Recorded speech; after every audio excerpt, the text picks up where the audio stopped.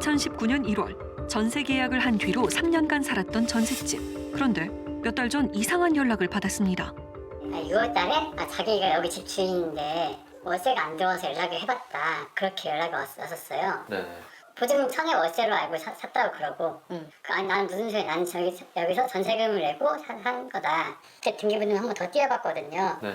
했더니 그 사이에 이제 매매가 이루어졌더라고요. 나도 모르는 새 집주인이 3번이나 바뀌었습니다. 월세라며 연락이 온 건 마지막 집주인. 이사 문제로 다시 연락했지만 돌아온 대답은 자신도 사기의 피해자라는 말뿐. 너무 황망했죠. 사실 이렇게 집주인이 바뀌었는데 저는 하나도 모르고 있는 상황이잖아요. 그래서 자기는 여기에 대해서 집을 빼주거나 그런 건 아무것도 못하겠다. 1억이 넘는 전세 보증금을 못 받게 된 제 역시. 한편 비슷한 시기에 한 신혼 부부는 공인중개사로부터 솔깃한 제안을 받았답니다. 집을 보고 나서 사장님이 돈 벌어볼래? 이러는 거예요. 그래서 네? 지금 어디라는 법인 회사가 있는데 돈이 너무 많은 회사다. 오피스텔이 있는데 거기 월세 세입자들이 산다. 종부세 때문에 지금 명의를 다른 사람한테 넘겨야 된다. 그리고 그동안은 월세를 받고 있으면 된다. 거기 월세 세입자들이 산다. 정말요? 그런 게 있어요? 이렇게 시작된 거죠. 한 법인 회사의 사정으로 싸게 나온 집. 신혼부부는 1억 5천만 원 하는 집을 거의 반값에 샀습니다. 게다가 이 집엔 월세 세입자가 살고 있어 다달이 월세도 받을 수 있었습니다. 4개월간 부부의 통장엔 꼬박꼬박 월세가 들어왔습니다. 이렇게 쉽게 돈 벌을 법이 있었어. 나 왜 이제 알았지? 이런 마음으로 한 거지. 자, 월세 받고 있는 거 좋더라고요. 근데 너무 웃긴 게 부동산을 갔는데 너무 쉽게 알았어요. 사장님 여기 몇 호에 누구 살아요? 그거 내가 전세 세입자 줬는데? 부동산 가자마자 가자마자 그 부동산 사장님이 그러시더라고요. 한 집에 2장의 계약서. 집주인 부부가 본 월세 계약서는 위조된 가짜. 월세인 줄 알았던 집엔 집주인도 모르는 전세 세입자가 살고 있었습니다. 공인중개사의 수상한 영업은 여기서 끝이 아니었습니다. 이 A4 용지에다가 그 물건을 다 적어왔더라고요. 부동산 법인이 있는데 얘네가 이런 걸 많이 갖고 있다. 많이 갖고 있다 보니까 세금 문제도 가중이 되고 이래서 거의 반값에 지금 파는 좋은 기회가 있더라. 너무 좋다는 거예요. 일단 싸고 월세도 나오고 하니. 한 법인 회사에서 내놓은 집들 모두 원가의 반값입니다. 실제 높은 금액의 월세도 확인됩니다. 반값에 사면 비싼 월세를 받을 수 있다는 일명 부자 만들어주는 집 리스트. 서민들도 돈을 벌 수 있는 기회를 자기네들이 이렇게 줄 수 있어서 좋다, 자기네들은. 부자 만들어주는 집의 실체는 모두 월세로 둔갑한 전셋집. 투자를 했던 집주인들은 졸지에 전세 보증금까지 떠안게 됐습니다. 부자 만들어주는 집을 매매했다는 부동산들을 찾았습니다. 대부분 폐업하거나 잠적한 상황. 주변 부동산들은 알고 있을까? 뭐를 그렇게 맨날 뭐를 그렇게 계약을 해? 그러면 그런 게 있어. 맨날 이렇게 하고 뭐 나한테는 잘 말해. 그렇게 있어 지금? 네. 수술을 많이 받았나 보죠. 왜냐면 수술을 많이 줘야 하지. 그 걱정 수술을 받거나 안 하잖아요. 전셋집을 월세집처럼 매매한 공인중개사들. 그 뒤엔 고액의 중개 수수료가 있었습니다. 왜냐면 물건지가 서울에 있었고 뭐 평택 여러 채더라고요. 그게 다 가져온 거예요? 그 물건지 원래 발생은 쪽에서 컨설팅으로 전해줘. 전부 이제 기획을 해가지고 사기 매물 리스트의 출처가 하늘부자 주식회사라는 공통된 증언. 제작진이 만난 피해자들은 주택 등기부 등본을 확인해봤습니다. 수없이 등장하는 이름, 하늘부자 주식회사와 홍희진. 홍 씨는 부동산 임대업을 전문으로 하는 하늘부자 주식회사의 대표입니다.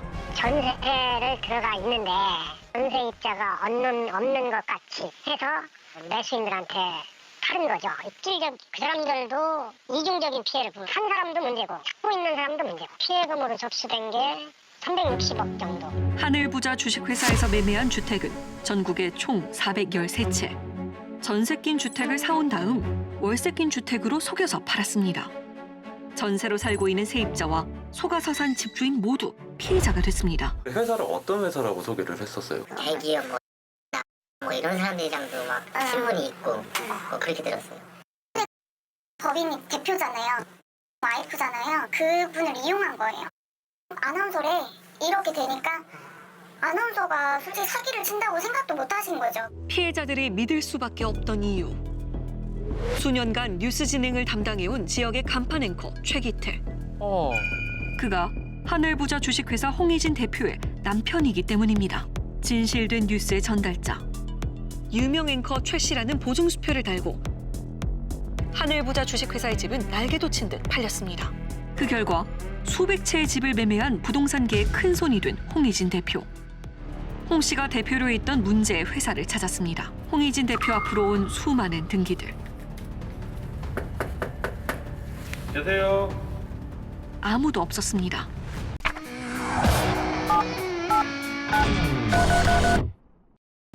여보세요? 네네. 씨가 저희 누나고 매형이 시키는 대로 한 거고 매형은 또 얘가 시키는 대로 한 거예요. 죄를 뒤집어 쓸 사람으로 누나를 세우고 얘가 잡은 거야. 타겟을요. 직접 연락해보라며 제작진에게 홍희진 대표의 연락처를 전달한 동생. 최 씨와 두 딸을 둔 결혼 30년 차 부부 홍희진 씨. 5월 말에서 6월 초 사이에 갑자기 저한테 전화 오기 시작한 거예요. 갑자기. 내 돈 내놔라 뭐. 네. 일단 안 내놓으면 끝까지 쫓아가서 죽일 거다 뭐 그런 협박 문자들도 오고. 출처를 알 수 없는 의문의 문자를 받았다는데요. 홍 씨의 가족 사진을 보내면서 돈을 돌려달라 말하는 사람들. 것도 없을 거라 생각합니다. 그 소환 조사 시작되겠죠. 문자를 보낸 사람들이 찾아오고 나서야 사기 피해자인 줄 알았답니다. 저는 그냥 가정주부고 남편 시키는 대로만 다 했어요. 그때 남편이 회사에 있을 때니까 자기 이름으로 할 수 없으니까 내 이름으로 한다 이제 그러더라고요. 근데 그게 뭐 이렇게 위험하거나 그런 회사라고 생각을 안 했고 그러니까는 뭐 큰 건물들 이런 걸 사고 판다. 자신을 회사 대표로 만든 사람이 남편이라는 겁니다. 남편이 서로 계속 저한테 지시를 하거든요. 뭐 매도형 인강 떼라고 하고 뭐 돈 붙이라고 하는 거에 가끔씩 계약하러 저도 오래요. 네네. 그분들이 다 세팅해 놓은 거 상태에서 대표님 여기 와서 사인하세요 그러면은 앉아서 네, 사인하고 그 다음 주 사인하고 그때는 몇 건을 계약하셨던 거예요? 한 10건씩 하기도 하고. 이게 도장을 찍으면서 이상하다고 생각은 안 하셨어요? 아무런 의심도 없었답니다. 직접 부동산에 가서 계약서에 서명도 하고 도장도 찍었습니다. 모든 것은 남편의 지시였다는 주장. 이제 누나는 아예 모르고요. 누나 아예 몰라요. 사건 터져가지고 그 전까지는 아예 피해자들이 찾아왔을 때 안 거죠. 누나를 바지 사장으로 만든 사람은 이분이에요? 네, 이 여자로 알고 있죠? 착하게 생겼어요. 눈 동그랗고 약간 보호 본능이 이게 생겼잖아요. 너한테 뭔가 이렇게 선물을 좀 해줄게. 선물이란 뜻은 뭐냐면 2억짜리 물건이면 1억에 준다는 뜻이에요. 그러니까 매형이 윤사람 회계사가 연락 갈 거야. 그래가지고 야 알았어요. 기다릴게요. 연락이 딱 온 거예요. 매형이 소개해준 하늘부자 주식회사의 윤사라 회계사. 그녀의 안내에 따라 집값 1억 원을 송금했지만 집은 받지 못했습니다. 분기도 못 받았고 그냥 졸지에 그냥 1억만 날리게 된 겁니다. 또 다른 피해자와의 대화에서도 등장하는 윤사라 회계사. 근데 이제 저는 그 회계사라 제가 아까 그 명함 보내드린 그쪽으로 연락하시면 거기서 이제 뭐 다 해드릴 거예요. 회계 업무를 담당하는 평범한 직원인 줄 알았습니다. 그런데 이 범인 가명 윤사람 회계사로 행세를 했죠. 매형만 알고 있는 겁니다. 매형과는 내연 관계였기 때문에 그녀의 진짜 모습은 앵커인 매형의 내연녀. 좀 놀랐거든요. 이제 보도국에서 한참 그 메인 앵커맨 8시 뉴스하고 많이 나왔어요, 매형이요. 그때 시사 보도 프로그램을 기획한 게 있었는데 근데 작가 모집을 했대요. 근데 이 친구가 응모를 해온 거예요. 한 시사 토론 프로그램에서 동료로 만나게 된 두 사람. 윤사라 회계사의 본명은 손나연. 15살 어린 방송 작가였습니다. 함께 일하는 시간이 늘어날수록 앵커와 방송 작가 둘 사이엔 말할 수 없는 비밀이 생겼고 그들의 은밀한 파트너십은 방송국 밖에서도 이어졌습니다. 너무 기가 막히는 게 모든 시간들 뒤에 그 여자가 있었던 거고 더군다나 그 여자랑 내연 관계면서 저를 대표로 세웠고 그리고 저를 이용해서 모든 나쁜 짓을 하게 한 거잖아요. 결과적으로는. 10년 넘게 지역 방송국을 돌며 방송 일을 해온 손 씨. 동료들은 그를 어떻게 기억하고 있을까? 방송 원고뿐만이 아니고 네. 뭐 여러 가지로 해서 참 열심히 산다. 재테크를 잘한다 뭐 이 정도까지만 알았지. 아 거기에 뭐 개입될 줄은 몰랐고. 오피스텔 이런 거에 이제 뭐 그런 투자 실력이 좋았고 그렇게 또 평판이 있었고 그래서 뭐 1년에 한 번씩 이사를 다닐 정도였으니까 갈 때마다 아주 좋은 집으로 갔어요.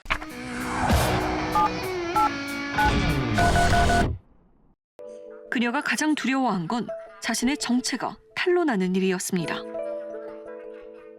어차피 윤사라를 고소를 해. 어차피 네. 횡령으로 고소를 해. 네. 다만 을 고소하지는 말아줘. 왜냐하면 나는 경찰에 가는 건 상관이 없는데 내가 윤사라고 소문은 절대 나면 안 돼. 네. 내가 뭔가를 해야 되는데 여기서 내가 윤사라란 게 밝혀지면 나는 숨어야 돼.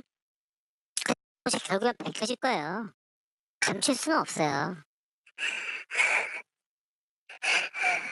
지금 제가 사람들 앞에 나서서 윤사라가 이라고 네. 저 말하는 게 그냥 죽을게요. 주범은 윤사라다. 왜? 윤사라는 가공의 인물이잖아요. 네, 경찰이 윤사라 쫓는다? 어디 있는 줄 알고, 누군지 알고, 주인번호도 모르는데. 널리 알려진 유명 앵커의 아내.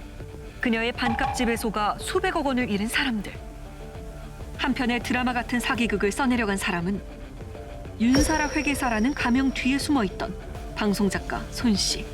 자신이 하늘부자 주식회사 대표의 홍 씨인 듯 연기까지 합니다. 제가 스톤폰이 한 5개 됐는데 우리가 확실하게 그때 확보했던 번호가 4개 정도 있었어요. 지가 봐서 하는 거야. 응? 네, 여보세요? 여보세요? 아, 네. 예. 그게 제가 고요. 그냥 세입자한테 저한테 이 번호를 알려주시고 아, 예. 직접 연락하라고 해주시고요. 아, 예. 네, 물건 있으면 저한테 그냥 연락 주세요. 네. 야, 대단하네. 그냥 뭐 물건 아, 저 국내로 짠 거. 네. 사실 그게 네네. 있어요. 많이는 못 사고 그래도 한두 개 정도는 제가 사니까. 아, 네. 이야. 손 작가가 보낸 문자를 살펴보면 전세 세입자에게 집주인이라며 홍 씨의 신분증까지 보냈습니다. 자신이 국세청 직원과 검사라며 보낸 문자들.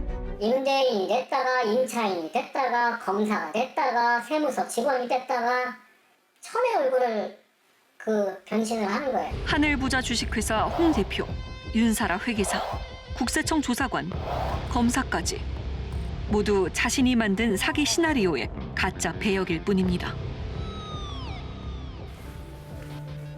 앵커 최 씨의 입장은 어떨까요? 집 앞엔 피해자들이 보낸 내용 증명이 붙어 있습니다. 현재는 방송사에서 퇴직하고 수사를 받으며 손 작가와 법적 공방을 준비 중인 최 씨.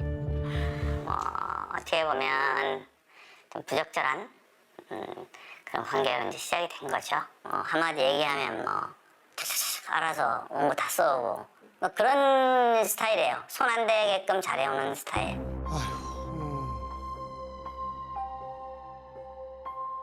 하늘부자 주식회사를 설립하자는 것도 아내 명의를 빌리자는 것도 모두 손 작가의 생각이었다 주장합니다. 이게 그러니까 걔가 이렇게 재테크에 굉장히 능한 사람으로 나한테 얘기를 했었고 나는 부동산 거래를 해본 적이 없는 사람이에요. 법인을 좀 이제 차렸으면 좋겠다라는 이제 얘기를 하길래 그때 당시에는 이제 내가 회사를 다니고 있었고 근데 겸직을 못 한단 말이에요. 그래서 우리 집사람 이름으로 하자. 그렇게 이제 제의를 그렇게 한 거죠.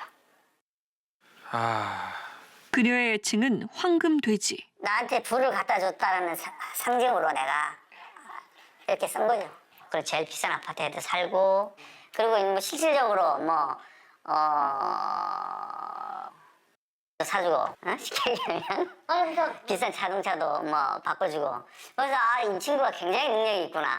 나한테는 행운을 갖다 준 사람이라 생각했던 거죠. 난 내 인생에 은인이라고 생각했었어요. 완전히. 비싼 차에 좋은 집, 생활이 풍족해질수록 그녀의 요구를 거절할 수 없었답니다. 최 씨가 손 작가와 주고받은 메시지. 아내 신분증을 가져오라 하네요. 인감도 떼오라고 하면서 뭐 말 시킵니다 보니까. 근데 나도 이렇게 될 줄 몰랐던 거고 이게 정상 거래가 아니고 이게 불법 사기 거래라고 내가 알았다면 단 한 건도 내가 서류 같은 걸 안 떼줬죠. 결국 사기 혐의로 구속된 손 씨. 취재를 요청했지만 손 씨는 재판 중이라 응할 수 없다 답했습니다. 예, 안녕하세요. 여기 교도소입니다. 네, 안녕하세요. 예, 제가 수용자 만났는데요. 재판이 아직 확정되지 않았기 때문에 부동의하겠다고 의사 전달을 해왔습니다. 우리는 수소문 끝에 손 씨의 동생을 만날 수 있었습니다. 언니가 무슨 회사에서 뭘 일하는지도 아예 모르셨어요? 윤사라회사로 하셨던 일. 그러니까 회계사 그런 거를 그렇게 아는지 전혀 몰랐어요. 언니가 원래 부동산에 약간 좀 많이 아셨어요? 엄마가 부동산 하긴 했는데 언니는 그렇게까지는 아마 모르는 걸로 알고 있어요. 언니가 다 한 거다라고 하는데 말이 안 되죠. 회사 대표고 같이 살고 있는 부인 명의랑 전부 다 해가지고 그렇게 크게 사고를 터뜨릴 수가 있나. 언니도 자기가 잘못한 거 인정하고 그 부분에 대해서는 자기도 죄값 받고 그런 생각은 있는데 그래도 자기도 억울하다 이거예요. 며칠 뒤 취재를 거절했던 손 씨로부터 편지가 도착했습니다. 자신은 억울하다며 최 씨 부부의 거짓말이 밝혀질 거라는 손 씨. 서로를 거짓말쟁이라며 책임을 전가하고 있는 상황. 고통은 고스란히 남아있는 피해자의 몫이 되었습니다. 피해금 360억 원은 어디로 갔을까? 잔액이 0원이에요. 그 경우에는 아무것도 모르시는 거예요. 그렇죠. 이게 저는 이게 어떻게 아무것도 모를 수 있는 거죠. 얘가 눈이 멀었던 거죠. 아무런 의심이 없었어요. 아무런 의심이. 사기 범행에서 그 책임에서 100% 저도 자유로울 수 없다고 생각을 합니다. 어쨌든